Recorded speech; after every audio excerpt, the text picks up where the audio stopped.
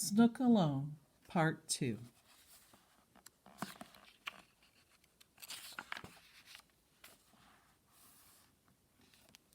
A midnight commotion, a disturbance of the island's peace. Snook sprang to and sniffed for clues. Something new was out there. He raced across sand dunes, through clumps of argisia. In the coconut grove near the tip of the island he stood, quivering, his nose twitching, his ears alert.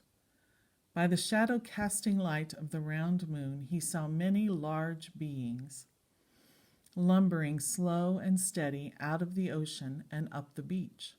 Snook trembled. They were very large. Their bodies did not bend. Some of them were using their wide back flippers to scoop hollows in the sand. Snook crept closer. They seemed harmless, intent on some mysterious, urgent business. Snook walked gingerly among them, his hackles raised.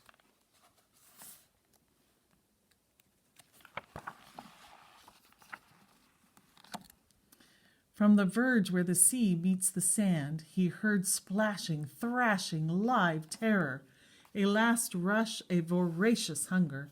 One of the beings just emerging from the inky water was something else's prey. Something huge, something dreadful. Snook growled. With awkward flippers, the prey scrabbled heavily up to the beach. The hunter hurled itself out of the sea in burning bright pursuit. Its dark striped body was one sleek muscle with rows of glittering teeth and an omnivorous, fathomless eye. It looked at Snook for one instant, the way Snook looked at rats. Then it snatched its prey by one flipper, and in one smooth arc muscled itself and its flailing prey back into its element.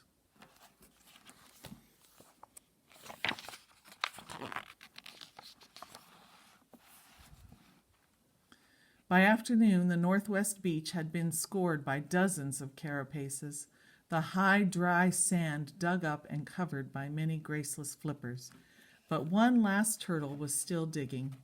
Snook lay in the scant shade of the Suriana and watched her labor. Her beak was open as if to pant. She dug with one rear flipper and one heeled stump. Her eyes, half closed, streamed tears. She seemed as old as the world. She laid dozens of eggs, covered them with sand, and, as dark fell, dragged her weight back into the deep.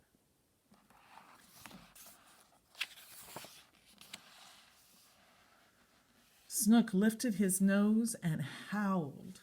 In the sky, Orion released an arrow. Psh! For days after, the sea was a green turtle's weeping eye. Snook waited for his friend's soothing voice to emerge from its hiding place beneath the waves, from its hiding place beneath the wind in the trees. Snook sat still enough to find the shared silence of Abba Jacob's chapel. Under the rhythmic surge of the surf, he could almost hear, he could almost make out, like a whisper in a cyclone, the voice he was waiting to hear. Good boy, Snook. Good dog. Snook wagged his tail.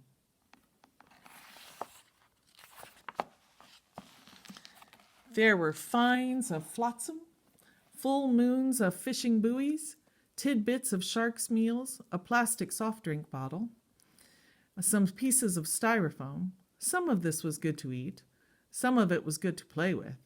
Some of it was good to roll in. Thus camouflaged, Snook stalked his island in a wolf-sized cloud of stink. The rats didn't know what hit them.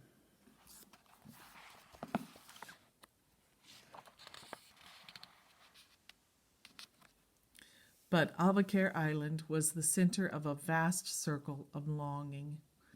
And from one unknown direction, Snook's longing came back to him, mirrored in a fractal of moving sea light, one flicker of which was Abba Jacob's prayer. Wind, breathing, breath, waves, good dog. Love went into Snook now, from one end of Avocare to the other, from east to west, south to north, whether the noon sun blazed overhead or the Southern Cross blinked down at night, whether he was working or eating or dozing, Snook was always waiting now in his friend's silence. Abba Jacob's silence was the wind. It was the sea. It was the love in Snook, compassionate and wise as the turtle's eyes.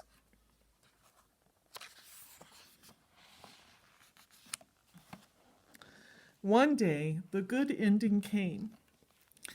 A dot grew to be a fishing craft, which sent an inflatable motorboat with a tall man standing at its prow. Snook trembled on the beach, watching.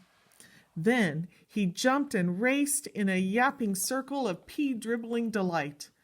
As the boat skimmed sand and the man in the tiller cut the motor, Abba Jacob splashed out.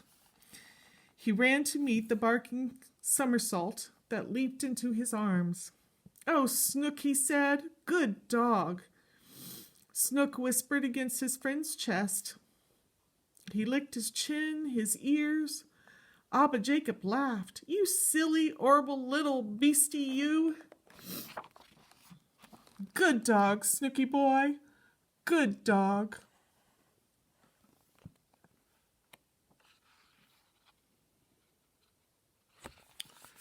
The end.